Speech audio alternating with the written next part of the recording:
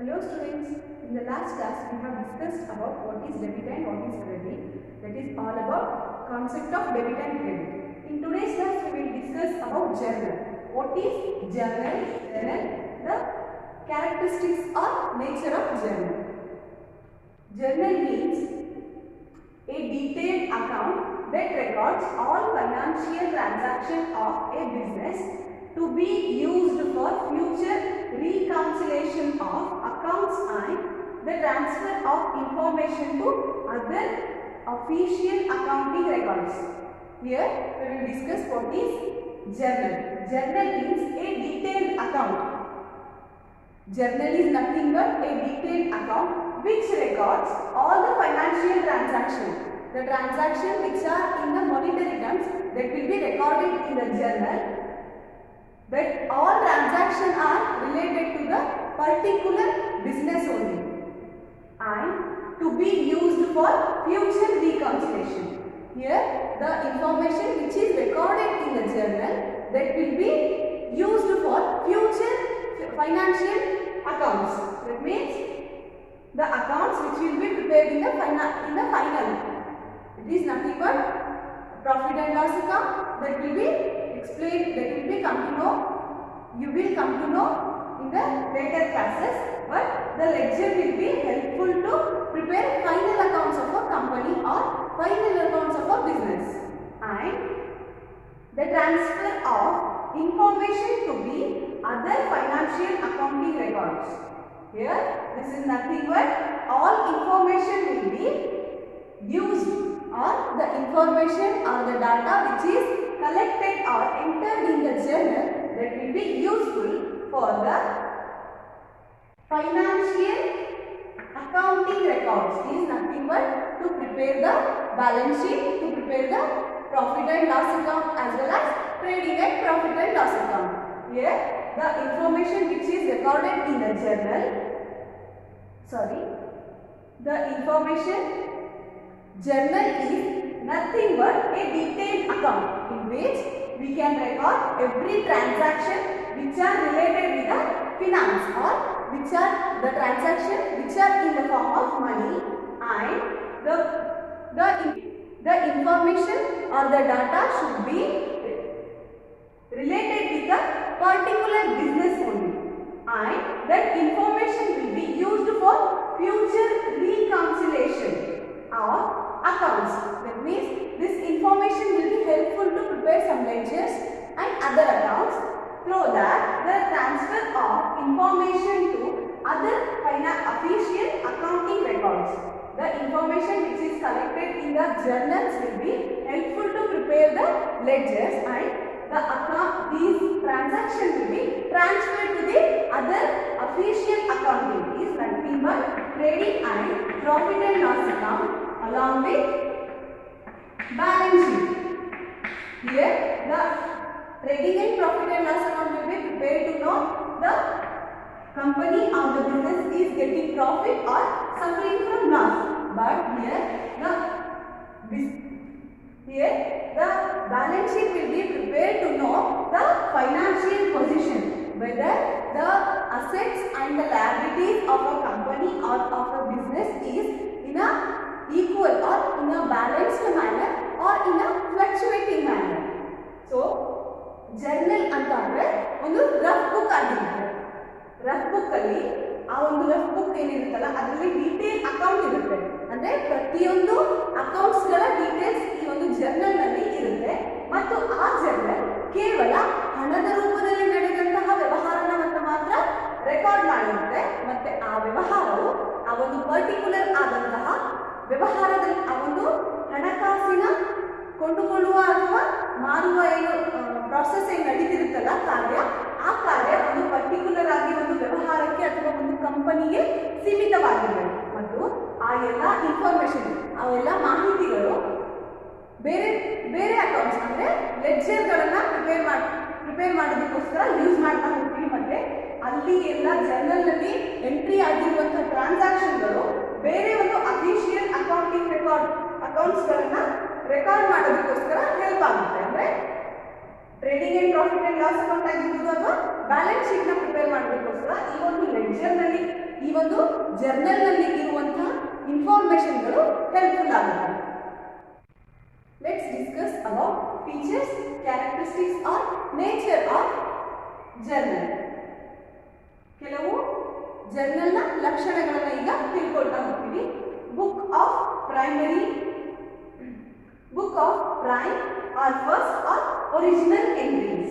Here the journal will be the first book or the prime book or original book, or the every entries which are entered in the journal will be the first entries or original entries in the ಅಂದ್ರೆ journal ಅನ್ನುವಂತಹ ಒಂದು book ನಲ್ಲಿ ಅಥವಾ ಪುಸ್ತಕದಲ್ಲಿ ಯಾವೆಲ್ಲ transaction ಗಳನ್ನ record ಮಾಡಿದ್ವೋ ಅವೆಲ್ಲ ಪ್ರಥಮ ಬಾರಿಗೆ ಎಂಟ್ರಿ ಮಾಡ್ತಾ ಹೋಗ್ತೀವಿ. ಅಂದ್ರೆ ಯಾವುದೇ ಒಂದು ಟ್ರಾನ್ಸಾಕ್ಷನ್ ಕೊಂಡುಕೊಳ್ಳೋದಾಗಿರ್ಬೋದು ಅಥವಾ ಮಾರಾಟ ಮಾಡಿದ್ದಾಗಿರ್ಬೋದು ಅದನ್ನ ನಾವು ಜರ್ನಲ್ ನಲ್ಲಿ ಎಂಟ್ರಿ ಮಾಡೋದು ಮೊದಲನೆಯದಾಗಿ ನಾವು ಕೇವಲ ಜರ್ನಲ್ ನಲ್ಲಿ ಮಾತ್ರ ಎಂಟ್ರಿ ಮಾಡ್ತಾ ಹೋಗ್ತೀವಿ.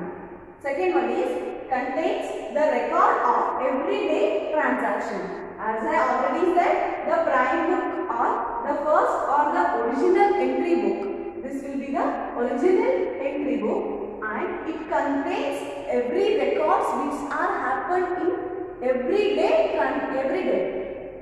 It means the transaction which are taken place in every day that will be recorded in the journal only.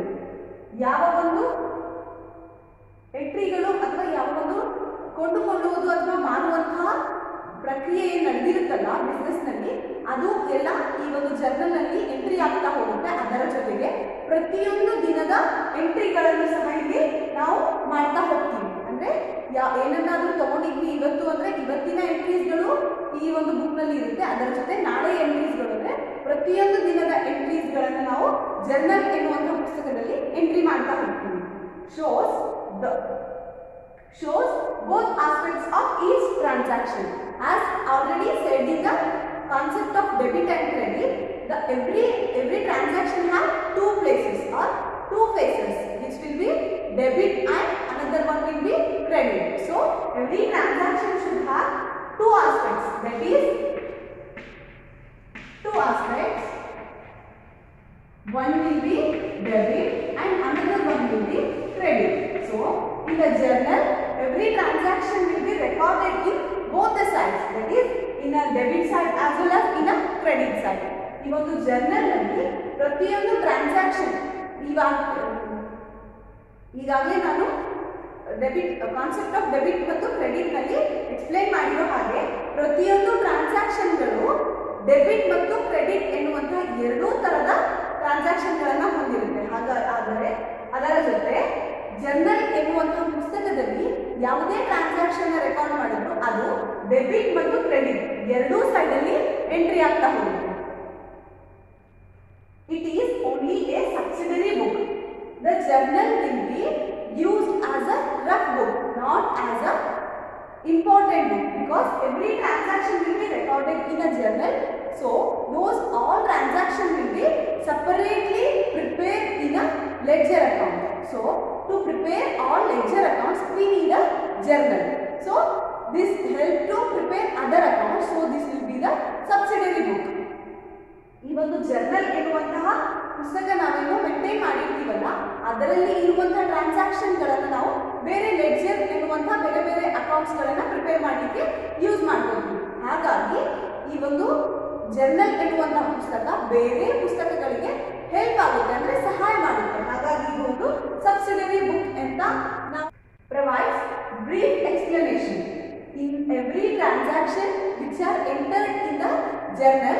Those all should, after recording the entries in a journal book, we have to write a narration that denotes the transaction, how the entry has transacted. So that entry and that narration will give the explain or the brief explanation about the transaction. ಪ್ರತಿಯೊಂದು transaction ನಾವು ಯಾವೆಲ್ಲ journal ಅಲ್ಲಿ entry ಮಾಡಿರ್ತೀವೋ ಅದರ ನಂತರ ನಾವು narration ಎನ್ನುವಂತಹದನ್ನ ನಾವು ಬರಿತಾ ಹೋಗ್ತೀವಿ. ಅಂದ್ರೆ ಮೇಲೆ ನಾವು ಬರೆದಿರುವಂತಹ ನಾವು ಎಂಟ್ರಿ ಮಾಡುವಂತಹ ಟ್ರಾನ್ಸಾಕ್ಷನ್ ಏನನ್ನ ಡಿನೋಟ್ ಮಾಡುತ್ತೆ, ಅಂದ್ರೆ ಯಾವುದನ್ನ ಅದು ಪ್ರಸ್ತುತಪಡಿಸುತ್ತೆ ಅನ್ನೋದನ್ನ ನಾವು ಆ ಒಂದು ನರೇಷನ್ ಎನ್ನುವಂತಹ ಲೈನ್ ನಲ್ಲಿ ತಿಳ್ಕೊಳ್ತಾ ಹೋಗ್ತೀವಿ.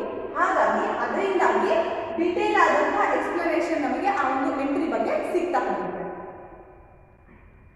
Records in chronological order.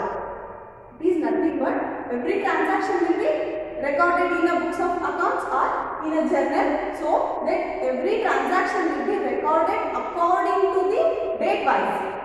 ಅಂದ್ರೆ ಪ್ರತಿಯೊಂದು ಡೇ ಅಂದ್ರೆ 1st ಜನವರಿಗೆ ಯಾವ ಟ್ರಾನ್ಸಾಕ್ಷನ್ ಆಗಿರುತ್ತಲ್ಲ, ಯಾವೆಲ್ಲ ಟ್ರಾನ್ಸಾಕ್ಷನ್ ಆಗಿರುತ್ತೋ ಆ ಎಲ್ಲ ಟ್ರಾನ್ಸಾಕ್ಷನ್ಗಳನ್ನ ಸರಿಯಾದ ರೀತಿಯಲ್ಲಿ ಬರ್ಬೋದು. ನೆಕ್ಸ್ಟ್ 2ನೇ ತಾರೀಕಿನ ಟ್ರಾನ್ಸಾಕ್ಷನ್ಗಳನ್ನ ಮತ್ತೆ 2ನೇ ತಾರೀಕು ಅಂತ ನಾವು ಮೆನ್ಷನ್ ಮಾಡಿಬಿಟ್ಟು ರೆಕಾರ್ಡ್ ಮಾಡ್ತಾ ಹೋಗ್ತೀವಿ. ಅದಕ್ಕೆ ಇದನ್ನು ನಾವು ಕ್ರೊನಾಲಜಿಕಲ್ ಆರ್ಡರ್ ಅಂತ ಹೇಳ್ತಾ ಹೋಗ್ತೀವಿ. ಅಂದ್ರೆ ಒಂದರ ನಂತರ ಒಂದು ಆಸ್ ಯೂಶುವಲ್ ಡೇಟ್ ವೈಸ್ ಅನ್ನ ನಾವು ರೆಕಾರ್ಡ್ ಮಾಡ್ತಾ ಹೋಗ್ತೀವಿ.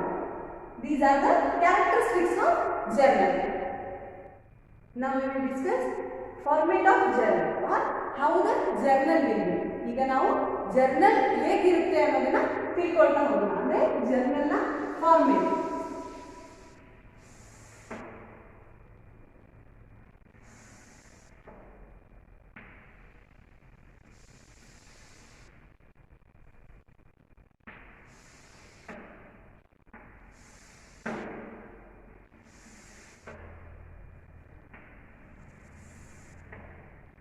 ಜರ್ನಲ್ ನ ಫಾರ್ಮ್ಯಾಟ್ ಈ ಒಂದು ತರ ಇರುತ್ತೆ.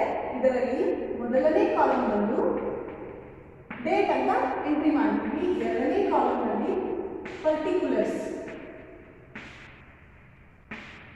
ಮತ್ತೆ 3ನೇ ಕಾಲಮ್ ನಲ್ಲಿ LF, 4ನೇ ಕಾಲಮ್ ನಲ್ಲಿ ಡೆಬಿಟ್, ಮತ್ತೆ 5ನೇ ಕಾಲಮ್ ಅಥವಾ ಕೊನೆಯ ಕಾಲಮ್ ನಲ್ಲಿ ಕ್ರೆಡಿಟ್ ಅಂತ ಕಾಲಮ್ಸ್ ನಾವು ಎಂಟ್ರಿ ಮಾಡ್ತೀವಿ. ಡೇಟ್ ಅಂತ ಅಂದ್ರೆ ಯಾವುದೇ ಒಂದು ಟ್ರಾನ್ಸಾಕ್ಷನ್ ಯಾವ ಡೇಟಿಗೆ ನಡೆದಿದೆ. The first column will be about date and second will be the particulars, third is LF, debit, fourth is debit and credit will be the last or 5th column. In the date we will write the date and month and the year. So the date, if your transaction has taken place on 1st January 2020, then 1/1/2020 will be written in the date column and the transaction will be recorded in the particulars column. As I already told, if all here will be the transaction will be like this. If anything purchased, then the purchase account debited to cash account. So this account will be recorded in the both the format, that is debit and credit items will be written and here the narration will be written. After recording the entries, the narration will be written in the bracket. So this is nothing but the brief explanation about the entries, and after that this will be the LF column. LF column is nothing but ledger folio. Ledger folio means, I will explain you. Ledger folio means if a transaction has taken place, then this transaction have other entries, or the transaction which are related to this transaction have other entries. So those will be collected in a separate place and those will be entered in a journal. So the journals may be in the first page or second page or the third page. So the page number will be written in the LF column. Then the debit, which is entered in the first as account debited to, so that amount will be written here, and then the account which is credited, that amount will be written in the credit side. So this will be the blank columns. ಈ ಒಂದು ಮೊದಲನೇದಾಗಿ date ನ column ಇರುತ್ತೆ. Date ನಲ್ಲಿ ಒಂದು transaction ಯಾವ date ನಲ್ಲಿ ಆಗಿದೆ ಅನ್ನೋದರ ಇನ್ಫಾರ್ಮೇಶನ್ ನ ಡೇಟ್ ಕಾಲಮ್ ನಲ್ಲಿ ಎಂಟ್ರಿ ಮಾಡ್ತಾ ಹೋಗ್ತಾರೆ. ಅದಾದ್ಮೇಲೆ ಪರ್ಟಿಕ್ಯುಲರ್ ಕಾಲಮ್ ಅಂತ ಇರುತ್ತೆ. ಅಂದ್ರೆ ಅದರಲ್ಲಿ ಯಾವುದೇ ಒಂದು ಪರ್ಚೇಸ್ ಮಾಡಿದ್ವಿ ಅಂತ ಅಂದ್ರೆ purchase account debited to cash account ಆಗುತ್ತೆ. ಅಂದ್ರೆ ಆ ಒಂದು ಎಂಟ್ರಿನ ಮಾಡಬೇಕು, ಅದರ ನಂತರ ಬ್ರಾಕೆಟ್ ನಲ್ಲಿ ನರೇಷನ್ ಅಂತ ಬರೀಬೇಕು. ಈ ಟ್ರಾನ್ಸಾಕ್ಷನ್ ಅಥವಾ ಈ ಒಂದು ಎಂಟ್ರಿ ಯಾವ ಒಂದು ಟ್ರಾನ್ಸಾಕ್ಷನ್ ಗೆ ಸಂಬಂಧಪಟ್ಟಿದೆ ಅಂದ್ರೆ ಇವಾಗ purchase account debited to cash account ಅಂತ ಎಂಟ್ರಿ ಮಾಡಿದ್ವಿ. ಆದ್ರೆ ಈ ಒಂದು purchase account debited to cash account ಅನ್ನ ನಾವು ಪರ್ಚೇಸ್ ಗೂಡ್ಸ್ ಫಾರ್ ಈ ಒಂದು ಟ್ರಾನ್ಸಾಕ್ಷನ್ ಇರುತ್ತಲ್ಲ ಅದನ್ನ ಇಲ್ಲಿ ನರೇಷನ್ ರೂಪದಲ್ಲಿ ಬರೀತೀವಿ. ಅಂದ್ರೆ ಬ್ರೀಫ್ ಎಕ್ಸ್ಪ್ಲನೇಷನ್ ನಾವು ಬ್ರಾಕೆಟ್ ನಲ್ಲಿ ಬರೀತಾ ಹೋಗ್ತೀವಿ. ಇದಾದ್ಮೇಲೆ ಇಲ್ಲಿ LF ಕಾಲಮ್ ಅಂತ ಇರುತ್ತೆ. ಅಂದ್ರೆ ಲೆಡ್ಜರ್ ಫೋಲಿಯೋ ಅಂತ. ಲೆಡ್ಜರ್ ಫೋಲಿಯೋ ಅಂತ ಅಂದ್ರೆ ಈ ಒಂದು ಅಕೌಂಟ್ ಇಲ್ಲಿ ಎಂಟ್ರಿ ಆಗಿರುತ್ತಲ್ಲ, ಪರ್ಚೇಸ್ ಅಕೌಂಟ್ ಬಿಟ್ಬಿಟ್ಟು ಕ್ಯಾಶ್ ಅಕೌಂಟ್. ಈಗ ಎರಡು ಅಕೌಂಟ್ಸ್ಗಳು ಬಂದು ಕ್ಯಾಶ್ ಅಕೌಂಟ್ ಬೇರೆ ಆಯಿತು, ಲೆಡ್ಜರ್ ಅಕೌಂಟ್ ಸಾರಿ ಕ್ಯಾಶ್ ಅಕೌಂಟ್ ಬೇರೆ ಆಯಿತು, ಪರ್ಚೇಸ್ ಅಕೌಂಟ್ ಬೇರೆ ಆಯಿತು. ಇವಾಗ ಬೇರೆ ಯಾವುದಾದ್ರೂ ಥಿಂಗ್ಸ್ನ ಗೂಡ್ಸ್ನ ಪರ್ಚೇಸ್ ಮಾಡಿದ್ರೆ ಅದನ್ನೆಲ್ಲ ಕಲೆಕ್ಟ್ ಮಾಡಿಬಿಟ್ಟು ಒಂದು ಲೆಡ್ಜರ್ ಅಂತ ಪ್ರಿಪೇರ್ ಮಾಡ್ತೀವಿ. ಮತ್ತೆ ಕ್ಯಾಶ್ನ ಟ್ರಾನ್ಸಾಕ್ಷನ್ ಏನೇನಿರುತ್ತೆ ಅದನ್ನೆಲ್ಲ ಒಂದು ಸೈಡ್ ತಗೊಂಡು ಅದಕ್ಕೂ ಒಂದು ಲೆಡ್ಜರ್ನ ಪ್ರಿಪೇರ್ ಮಾಡ್ತೀವಿ. ಅಂದರೆ ಅದಕ್ಕೂ ಬೇರೆ ಲೆಡ್ಜರ್ ಆಯಿತು, ಇದಕ್ಕೆ ಬೇರೆ ಲೆಡ್ಜರ್ ಆಯಿತು. ಸೊ ಆ ಲೆಡ್ಜರ್ ಅಂದರೆ ಎಲ್ಲ ಯಾವ್ಯಾವ ಪರ್ಚೇಸ್ ಅಕೌಂಟ್ನಲ್ಲಿ ಬರುತ್ತೋ ಆ ಎಲ್ಲ ಲೆಡ್ಜರ್ನ ಆ ಎಲ್ಲ ಟ್ರಾನ್ಸಾಕ್ಷನ್ನ ಒಂದು ಲೆಡ್ಜರ್ ಪ್ರಿಪೇರ್ ಆಗಿದೆ. ಆ ಒಂದು ಲೆಡ್ಜರ್ನ ಒಂದೊಂದು ಪೇಜ್ನಲ್ಲಿ ಹಾಕಿರ್ತಾರೆ. ಆ ಒಂದು ಪೇಜ್ ನಂಬರ್ನ ಇಲ್ಲಿ ನಾವು ಎಂಟ್ರಿ ಮಾಡ್ತಾ ಹೋಗ್ತೀವಿ. ಅದಾದ್ಮೇಲೆ ಇಲ್ಲಿ ಅಕೌಂಟ್ ಡೆಬಿಟ್ ಆಗಿರುತ್ತಲ್ಲ ಅದನ್ನ ಈ ಒಂದು ಡೆಬಿಟ್ ಕಾಲಮ್ನಲ್ಲಿ ಬರೀತಾ ಹೋಗ್ತೀವಿ. ಕ್ರೆಡಿಟ್ ಕಾಲಮ್ ನಿಲ್ಲಿರುತ್ತೆ, ಯಾಕಂದ್ರೆ ನಾವು ಡೆಬಿಟ್ ಅಮೌಂಟ್ನ ಮಾತ್ರ ಬರೀತೀವಿ ಡೆಬಿಟ್ ಕಾಲಮ್ನಲ್ಲಿ. ಡೆಬಿಟ್ ಕಾಲಮ್ನಲ್ಲಿ ಬಂದ್ರೆ ಕ್ರೆಡಿಟ್ ಕಾಲಮ್ನಲ್ಲಿ ಬಂದ್ರೆ ಅದು ನೆಕ್ಸ್ಟ್ ಸ್ಟೆಪ್ ಅಲ್ಲಿ ಬರುತ್ತೆ. ಇಲ್ಲೊಂದು ಇನ್ನೊಂದು ಕ್ರೆಡಿಟ್ ಆಗಿರುತ್ತಲ್ಲ ಟು ಕ್ಯಾಶ್ ಅಕೌಂಟ್. ಸೊ ಇದನ್ನ ನಾವು ಇಲ್ಲೇನು ಬರಲ್ಲ, ಡೆಬಿಟ್ ಕಾಲಮ್ನಲ್ಲಿ ಏನು ಬರಲ್ಲ, ಹಾಗಾಗಿ ಆ ಅಮೌಂಟ್ನ ಕ್ರೆಡಿಟ್ ಕಾಲಮ್ನಲ್ಲಿ ಬರೀತೀವಿ. This is about format of journal.